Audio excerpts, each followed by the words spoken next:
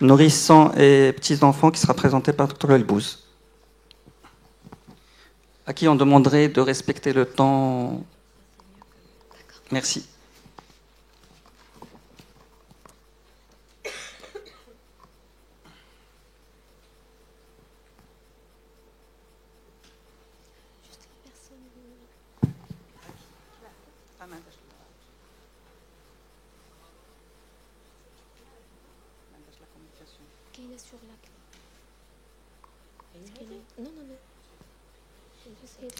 Est-ce quelqu'un du technique qui pourrait intervenir?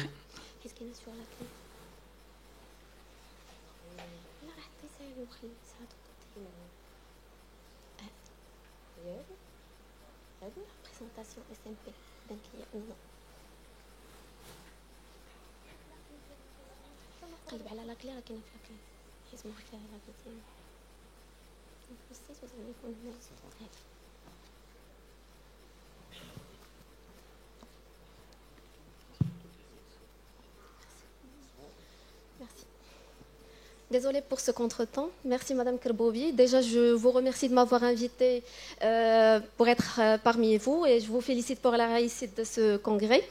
Donc, on m'a demandé de vous parler des convulsions chez le nourrisson et le petit enfant à travers des situations cliniques du vécu de chaque jour. Mais avant de passer au cas clinique, je vais vous donner un aperçu de ce que représentent les convulsions dans notre pratique quotidienne. Donc, sur une période courte, assez récente par rapport à février, nous avons reçu à la salle d'accueil des urgences pédiatriques 350 enfants, dont 36 enfants étaient admis pour des convulsions. Donc, ça représente quand même plus de 10% des admissions à la sauve. Et quand on s'intéresse à leur âge, 78% étaient âgés de moins de 6 ans. Et si on se focalise sur les nourrissons, c'était 30%, donc un tiers, c'était des nourrissons. Bien sûr, la mortalité, la morbidité des convulsions est très importante et d'autant plus grave que l'âge est jeune et le pronostic est essentiellement déterminé par l'étiologie, suivi de l'âge puis de la durée de la crise. Donc on va passer au cas clinique. Le premier cas clinique est celui de SIA, âgé de 5 mois, admise pour son premier état de mal convulsif dans un contexte fébrile. Sa fièvre évolue depuis 10 jours, avec des vomissements et une diarrhée. Les parents n'ont pas consulté, étant donné leurs conditions socio-économiques, et se sont contentés d'administrer du paracétamol. 7 jours après, la petite, elle présente des convulsions à type de clonie hémicorporelle gauche, qui ont duré plus de 10 minutes, avec refus d'alimentation. Et c'est là où la maman va consulter au CHP, où il fut hospitalisé. Vu la persistance des crises, la petite nous fut adressée pour complément de prise en charge. Donc à son admission, l'évaluation initiale, selon toujours le schéma ABCD, les voies aériennes étaient libres, donc elle ne présentait ni sons anormaux, ni signes de lutte respiratoire. Elle avait une fréquence respiratoire qui était normale pour l'âge, mais cette respiration était irrégulière. Elle avait une saturation qui était correcte. Elle avait une fréquence cardiaque à 240, donc elle était extrêmement tachycarde avec une hypotension. La pression artérielle moyenne était à 33. Elle avait un TRC qui était allongé à plus de 4 secondes. Elle avait un Glasgow à 11/15, des muqueuses sèches et une température à 40. La glycémie était normale, il n'y avait pas de purpure. Donc, on est devant un état de choc septique. Devant ce tableau, on procède à la prise en charge de l'urgence, toujours suivant le même schéma, ABCD. Donc, on va libérer les voies aériennes, administrer de l'oxygénothérapie, prendre 2 voies veineuses, assurer un remplissage au sérum salé et bien sûr administrer le traitement. Elle a reçu du phénobarbital à 5 mg kg en IV, plus l'antibiothérapie et l'antiviral administré d'emblée devant l'état de mal partiel et la fièvre qui évoluait depuis 10 jours, avec bien sûr du paracétamol à 15 mg par kilo par 6 heures. Il faut préciser qu'après chaque action, il faut réévaluer avant de passer à l'étape suivante afin de s'assurer de l'efficacité de nos gestes. Pour la petite, elle a nécessité 2 remplissages avant de retrouver une fréquence cardiaque à 153 et une tension artérielle qui était correcte. Une fois la patiente elle est stabilisée, on passe à une évaluation un peu plus détaillée. Donc, pour l'anamnèse, Elle n'avait pas d'antécédents périnataux particuliers. Elle était vaccinée selon les propos de la maman, mais le carnet n'a pas été vu. Elle avait un bon développement psychomoteur et un bon développement staturopondéral. À l'évaluation physique, le Glasgow est passé à 13/15e versus 11/15e.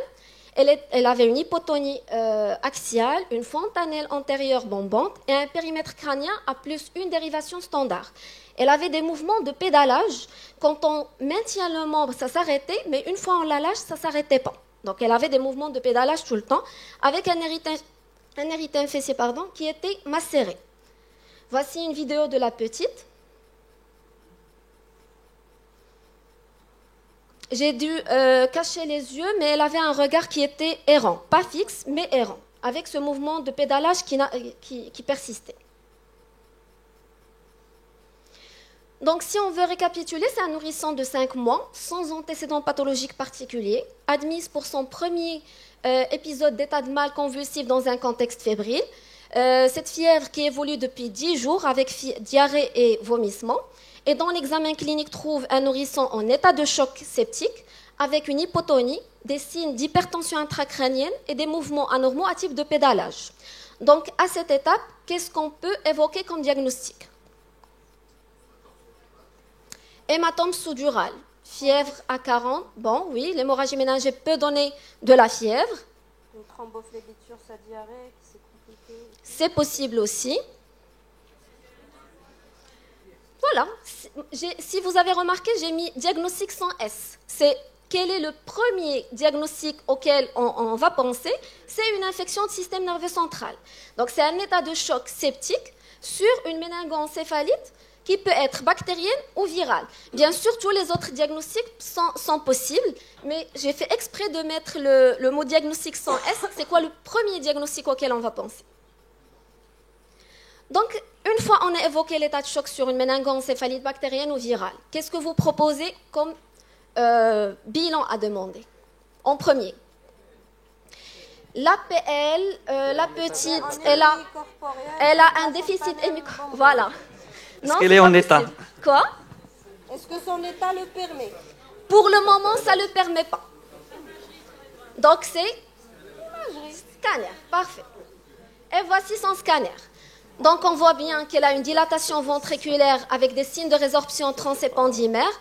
Ça ne se voit pas bien sur l'aigle, mais il y a un épaississement épandymère avec prise de contraste qui témoigne d'une ventriculite, en plus d'un foyer d'encéphalite frontale. Donc, qu'est-ce que vous demandez? Qu'est-ce que vous faites? Oui, d'abord. Initialement, l'hydrocéphalie elle est active, avec des signes de résorption transépandymère très importants. Vous faisiez quand même l'APL, parce que nous, on n'a pas osé le faire. Hein. Quoi?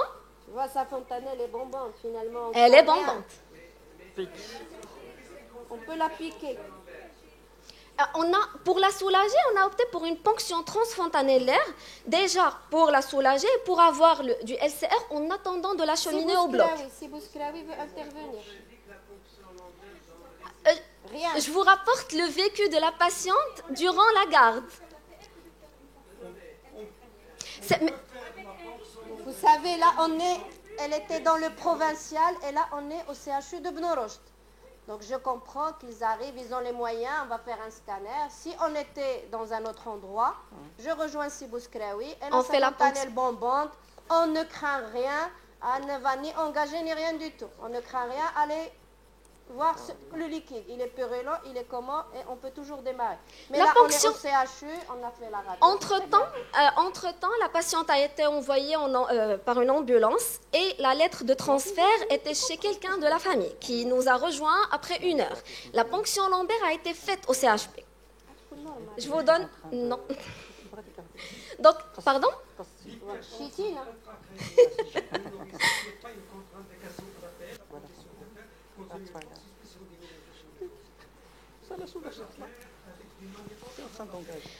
Et elle a reçu le mannitol, mais comme je vous ai dit, finalement, la ponction lombaire, elle a été faite au CHP. Juste, on n'avait pas les résultats. J'essaie de vous présenter la chronologie telle qu'on l'a vécue. Donc, le temps d'avoir la TDM, Et là, le monsieur avec la lettre de transfert nous l'a ramené. Il y avait les résultats de la ponction lombaire que je vais vous rapporter tout de suite. Bien sûr, en prenant la voie, on avait fait un bilan biologique qui avait objectivé une hypernatrémie majeure à 173, une insuffisance rénale, une anémie, des signes inflammatoires très importants, une anémie hypochromicrocytaire, une hyperleucocytose à prédominance PNN, une hyperfibrinémie à 6, CRP et PCT très positifs. L'hémoculture faite à l'admission était négative. Donc, une fois on a eu les résultats de la ponction lombaire faite au CHP, on avait une hyperprotéinorachie à 2 grammes par litre, une hypoglycorachie, mais on n'avait pas la glycémie concomitante pour calculer le rapport.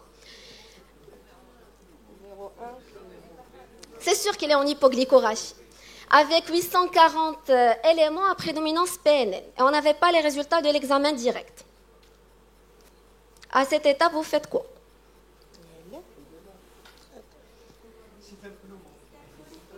Non, c'est pas un pneumo. Donc, entre-temps, la petite, on a essayé de soulager cette hypertension intracrânienne avec du mannitol, bien sûr, après mise en place d'une sonde urinaire, stabilisation de la pression artérielle.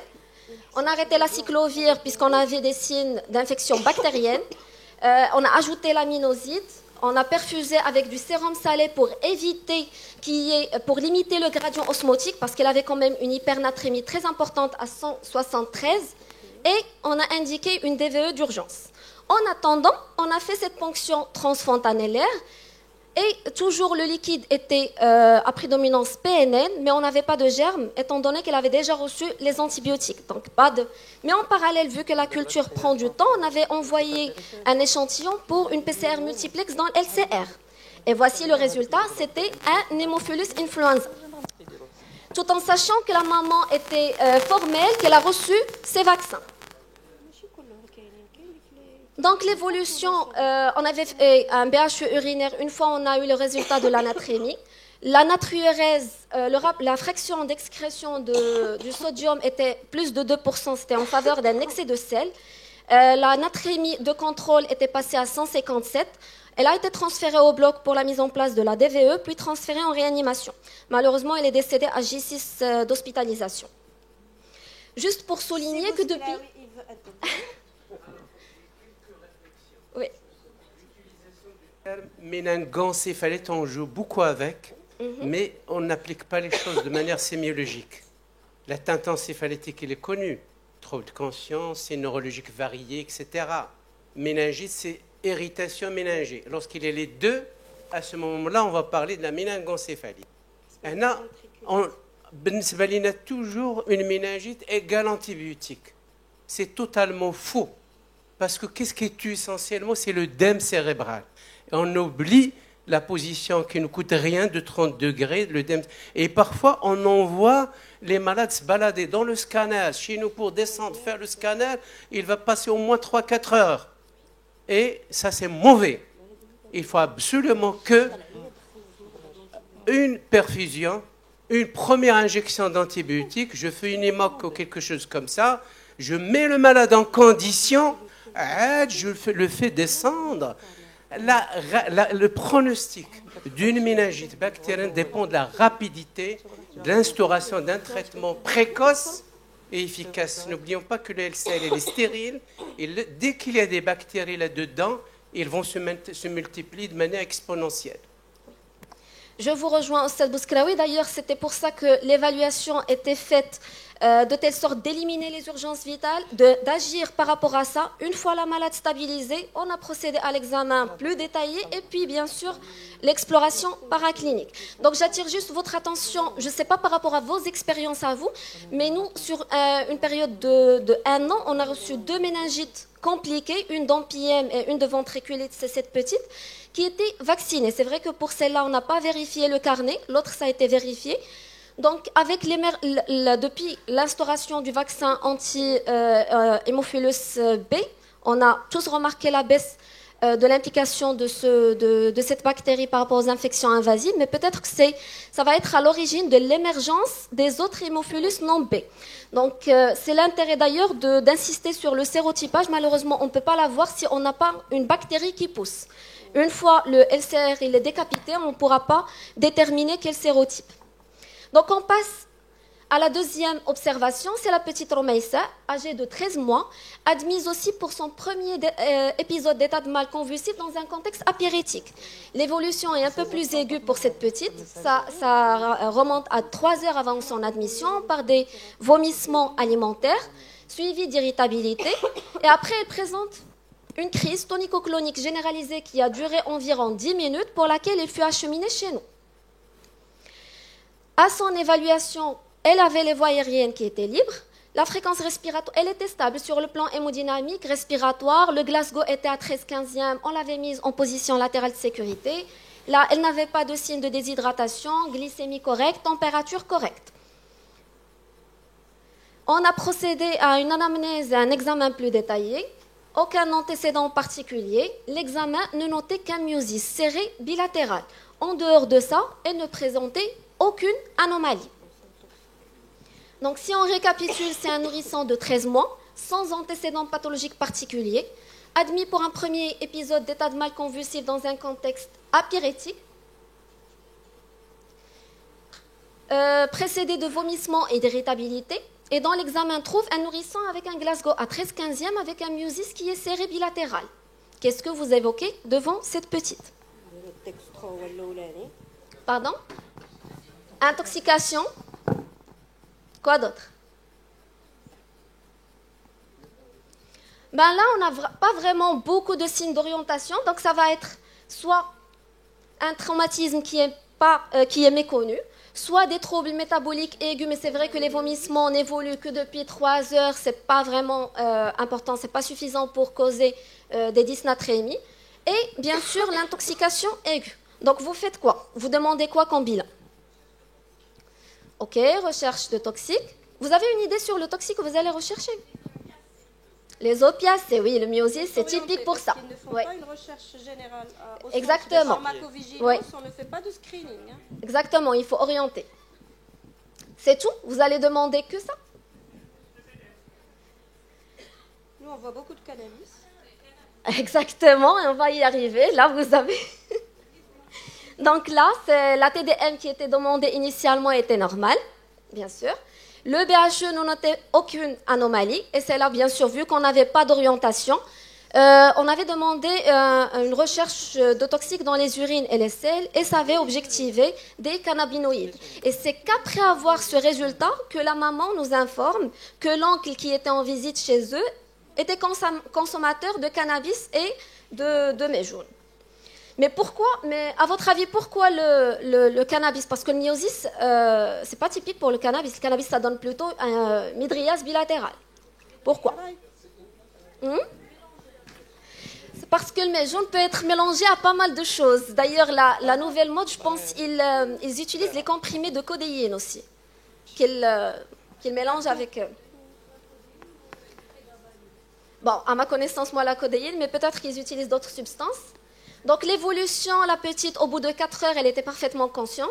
Plus de vomissements, mais elle avait du mal à se tenir debout. Après 7 heures, tout est rentré dans l'ordre et ne présentait plus d'anomalie. Elle est sortie, bien sûr, après déclaration de la négligence. Et je vous rapporte juste les résultats d'un travail qu'on avait effectué au service par rapport aux intoxications en plantes. C'était une étude prospective sur une période de 1 an. Et les intoxications au cannabis représentaient 44% de l'ensemble des intoxications, dont 5 s'étaient présentées pour des convulsions. Donc il faut vraiment y penser et aller chercher. Comme a dit Mme Kerboubi, il faut orienter la recherche, le screening toxicologique, parce qu'ils ne peuvent pas tout chercher. On passe à la troisième. Pardon? Mais si on ne demande pas, peut-être qu'ils ne vont pas le faire. Il faut orienter. Donc on passe au troisième cas clinique, c'est celui de Hidaya, 12 mois, sans antécédent aussi, admise pour son premier épisode d'état de mal convulsif dans un contexte fébrile. 5 jours avant, elle présente des fixités de regard que la maman remarque, mais elle ne donne pas trop d'importance à ça. 1 jour après, il y a la fièvre qui s'installe avec une hyporéactivité. Elle lui donne du paracétamol par automédication et ne consulte pas. 3 jours après, elle fait 2 crises tonico-cloniques généralisées sans reprise de conscience entre les 2 crises. Là, c'est là qu'elle va consulter au CHU. Toujours, on commence par l'évaluation selon le schéma ABCD. Donc, elle avait les voies aériennes qui étaient libres.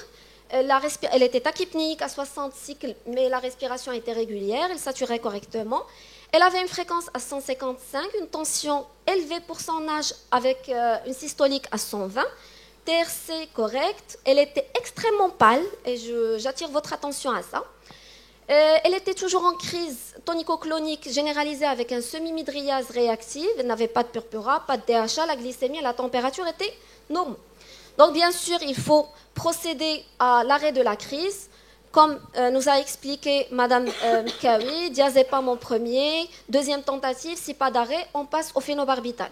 À noter qu'elle avait reçu des antibiotiques à dose ménagée au CHP. Après l'arrêt de la crise, on reprend l'interrogatoire et l'examen physique d'une manière plus détaillée. Donc, c'était une fille unique, sans antécédents, en dehors d'une hospitalisation un mois auparavant pour soi-disant une paralysie flasque aiguë.